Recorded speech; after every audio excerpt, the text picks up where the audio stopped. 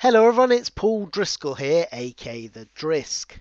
Now today I wanted to cover my favourite game of all time, and that is OutRun, and also cover many of its great sequels that followed. Now with Sega's classic arcade game almost 30 years old, there's a lot to cover. So sit back in your red Ferrari with your blonde babe at your side, and the Sega blue skies on the horizon, as Retro Asylum takes you for a drive. Now for those of you living under a rock these last 20 years or so and don't know what OutRun is, then let me enlighten you. OutRun is an arcade game released in 1986 by Sega by the AM2 Research Division, led by the gaming legend Yu Suzuki. Now, at the point of releasing OutRun, he'd already wowed the world with games like Hang On and Space Harrier at this point. And after OutRun, he would go on to do a whole roster of classics, such as Afterburner, Power Drift, and going on to games like Shamu, to name but a few classics. But in this game, you control a Ferrari Testarossa car. With your beautiful blonde at your side, you must travel exotic locations against the clock, reaching the end of the stage before the clock hits 0 to allow you to progress. One of the many cool aspects of the game is that before you reach the end of each stage, you are presented with a fork in the road, so you can choose to go either left or right and choose the next stage you want to race in.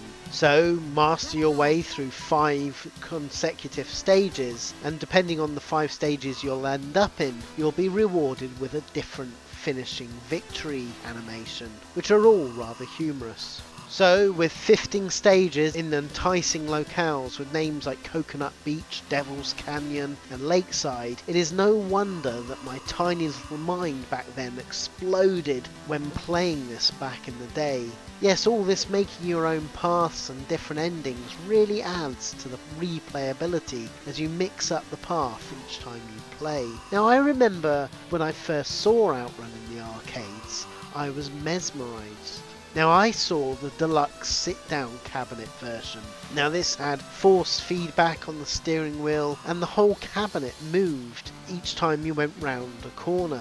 And I tell you, as that cabinet moved, the gaming world moved for me as well, with me truly falling in love with Sega and video games for the first time. And if all of that wasn't enough, then you had the amazing music in the game by Hiroshi Kawaguchi, whose music would turn you alone into an OutRun lover. There were 3 songs in the game: Magical Sound Shower, Splash Wave and Passing Breeze, which you could select one music track at the beginning. Now each music track is a really catchy summer-fueled Caribbean tune that perfectly captured the vibe of the OutRun game and are considered some of the best music ever released on a video game. Overall, the first game was an absolute classic and it really needs to be played. But how did the game come about? Well, Yu Suzuki, still flushed with his massive success of Hang On and Space Harrier, released in 1985, wanted to use the impressive sprite scaling technology that's of the Sega hardware to do another racing game. Now, Yu Suzuki was a big fan of the Cannonball Run movies, and he'd always thought that idea of an illegal race would make a great video game. So armed with this idea, and as a reward for his previous successes, Sega signed him off and a fellow colleague to go for an all-expenses-paid trip to Europe to gain inspiration for the game. So in March 1986, Yu Suzuki went with fellow worker Yuji Ishii, who incidentally did Fantasy Zone and Flicky games, and the two of them drove around Europe in a rented BMW, going to such exotic locations as Monte Carlo and Monaco, to name but a few places. Now, whilst they were travelling, the duo also recorded whilst in the car, so Yu Suzuki and his team could use the footage for graphical inspiration. Now amazingly, this footage has been kept to this day by Yuji Ishii, as identified in the fantastic documentary The Untold History of Japanese Arcade Developers. In this documentary, Yuji describes in one video that Yu and himself were driving over 200 kilometers per hour on the German autobahn, excitedly screaming as they kept the speeds that Yu Suzuki would be recreating in his game. Now it's my fond hope that Sega and Yuji consider uploading the tapes online at some point so we can all see them. But I do get the feeling that it probably won't happen, because I imagine there's possibly too many legal implications for Sega to allow these important gaming videos to be released. So finally, Yu Suzuki's classic game was released, and it was a revelation, being a massive global success and one of Sega's most popular games of all time. Now needless to say, such a huge gaming hit would produce a sea of home conversions, and OutRun was no different. Sadly though, many were pretty dire. In 1987, US Gold, whom had secured the rights to do home conversions, set about making the games using Probe to do the Spectrum version. Now the Spectrum version was really, quite frankly, a bit dire. It did look faithful in some ways, albeit in monochrome form, but it was an incredibly slow version of the game, which, when you combined with the annoying multi-load tape loadings between every stage, it was a right pain to play. Still, I'd be the first to say that when I had it back in the day, I adored this game and would constantly play the bonus tape with the arcade music blaring out, and I loved every minute of the game. Now, the Amstrad CPC version was also bad, being basically the Spectrum version but adding a bit of colour, but still it was a slow mess really. The Commodore 64 version, however, was pretty good and probably the best of the home computer ports at that time. Now, it's not quite as faithful release of the arcade game, but it is a lot faster and a lot more fun to play, and it does capture the spirit of the game. Other computer ports, such as the MSX version, was also pretty dire, being also a poor Spectrum port, but with this time having an all-red car. The MSX2 version, however, was done by Sega rather than US Gold, and therefore was a much better version, as you can see here. Now, over on the consoles, the first one that came out was the OutRun Master System port. Now again, this was done by Sega themselves, and they produced a corking version. Yes, it had smaller car graphics and some changes to the tracks, but all the fun of the arcades is there to enjoy, and I'm a big fan of this game. The following year, Sega would release OutRun 3D as well for the Master System. This actually took the 3D glasses peripheral for the Master System and added the OutRun game to it. They even made it slightly faster in the game and added some additional music tracks that weren't in the original port. But for all the 8-bit machines, gamers would have to wait until 1990 for a brilliant OutRun port, and that was on the PC Engine version.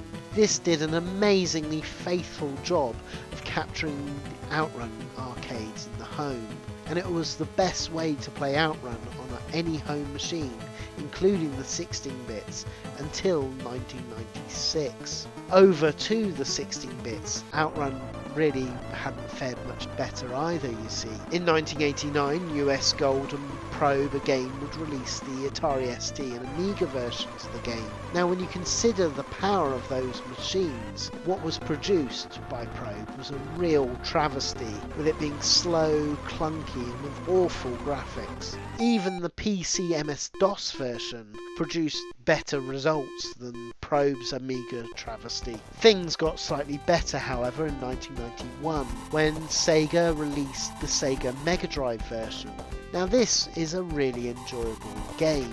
It's not particularly faithful to the arcade, mixing up some of the stages, but it still plays incredibly well. Now, for us Western gamers, for a good OutRun port, we would have to wait till 1996 really, when OutRun was released on the Saturn Sega Ages Volume 1.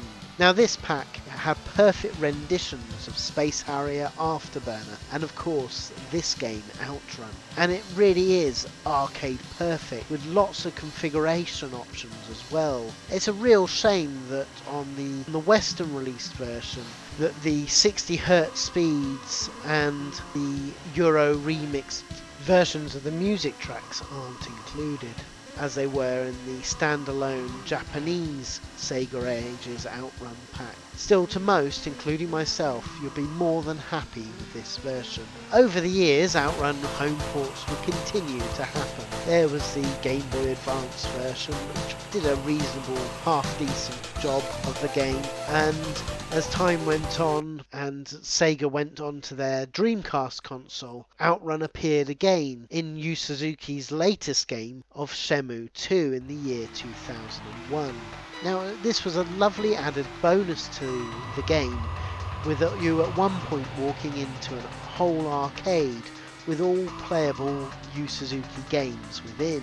It was great seeing OutRun there with a deluxe OutRun cabinet created in 3D that you could walk around and actually play. The game itself is really solid port of the game, being a fantastic fast version of the game and being really faithful to the arcade original. The only slightly annoying part of it is because Sega had lost the Ferrari rights at this point, the car graphic had to be changed slightly to no longer look like a Ferrari. But apart from that, it's a great version. This Shenmue 2 port was used again in the Japanese only released Yu Suzuki Gameworks collection for the Dreamcast also. This was a pack that included Hang On, Afterburner, Space Harrier, Power Drift, and of course OutRun. Just like the Shenmue version, it was again a solid port, with just the change to the car no longer being a Ferrari.